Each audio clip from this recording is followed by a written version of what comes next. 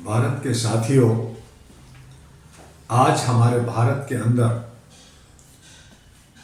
इस तरह से नफरत की बीज बो दिया गया है कि आप आए दिन कई राज्यों में और देश की राजधानी जहां सुरक्षा चुस्त दुरुस्त होती है, वहां पे नफरत का आगाज होता है।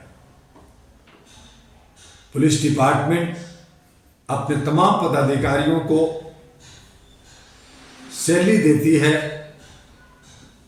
उसे वर्दी देती है, उसे रिवॉल्वर देती है, लेकिन उसमें जो नैतिकता और सहिष्णुता और एक दूसरे से प्यार करके सुरक्षा की भावना की ट्रेनिंग शायद नहीं दे पाती। वो यही कहती है कि जाओ डंडा मारो, कलेक्शन करो और नफरत फैलाओ, दंगा फैलाओ, तुम्हें शाबाशी मिलेगा।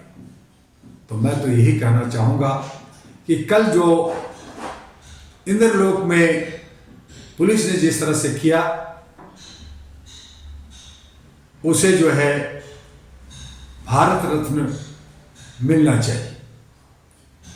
क्योंकि जो सरकार चाहती है नफरत फैलाना, जो चाहती है कि दंगा फसाद हो, मॉब लिंचिंग हो,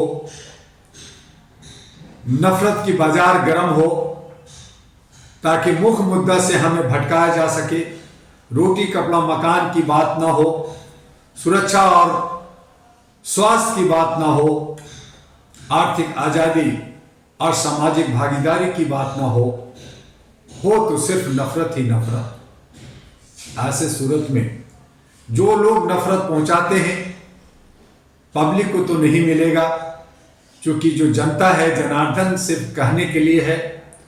जनता जनार्दन हो करके भी दबा कुचला है, शोषित है, भीख मांगता है अपने ही सेवक से, अपने ही चौकीदार से।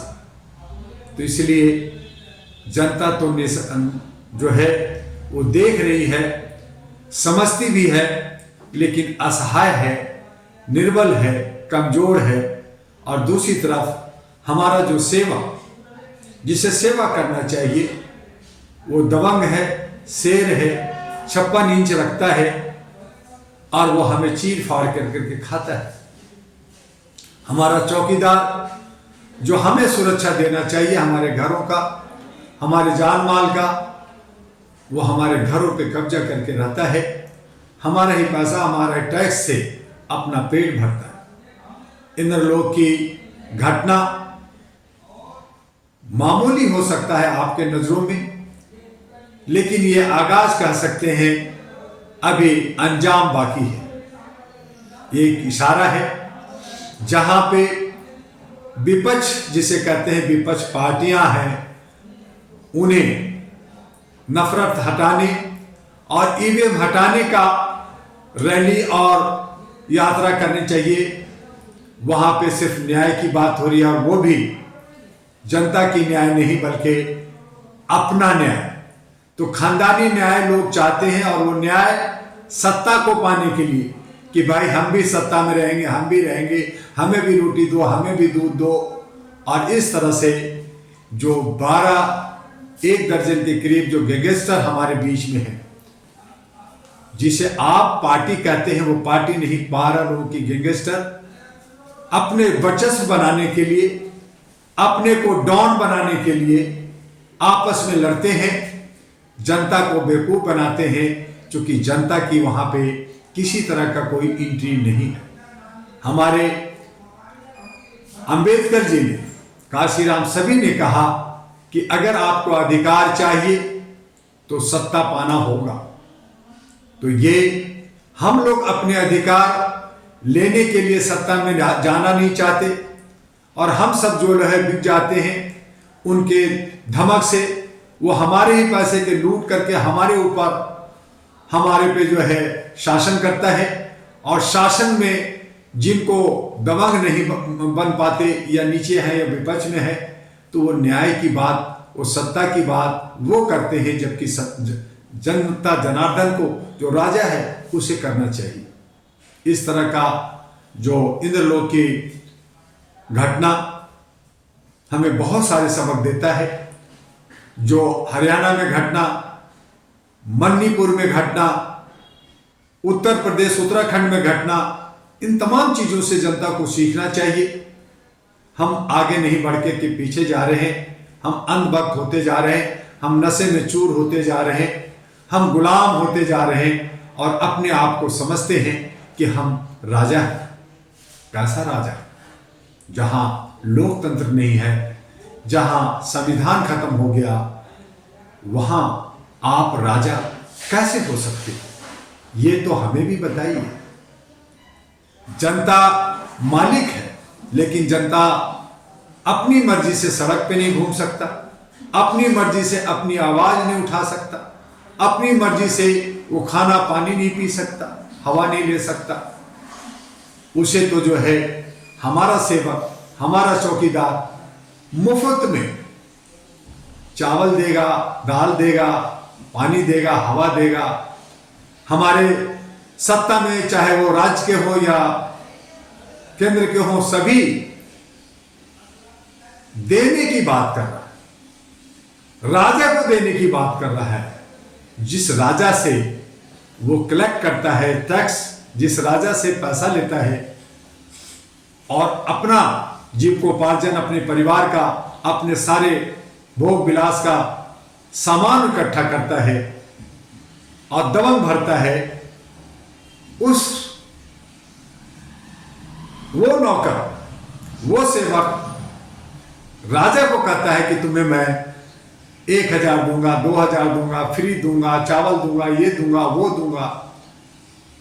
तो इसका मतलब है कि वो सेवक और चौकीदार नहीं, वो सारे जो 12 जो गैंगस्टर हैं, जो कंपनी बना रखा है, वो डॉन है, वो मालिक है, वो विष्णु के अवतार हैं, वो भगवान हैं।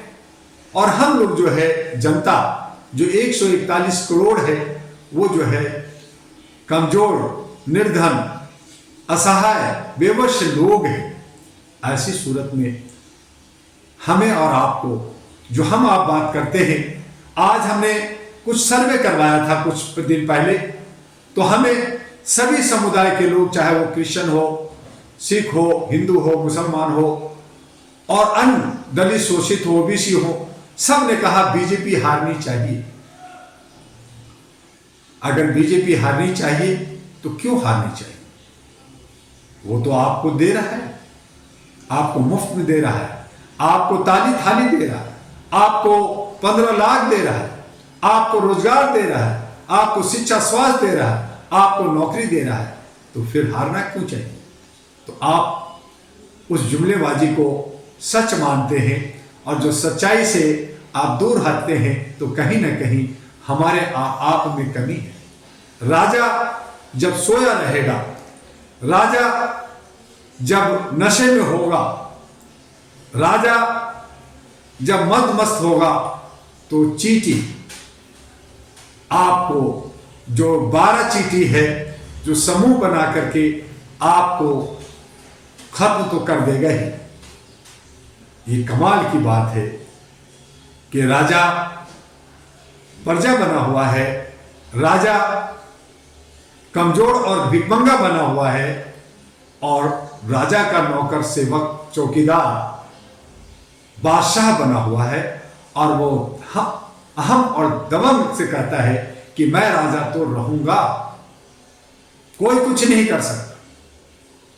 तो ईवीएम नहीं हटाया जा रहा है, आपके बीच से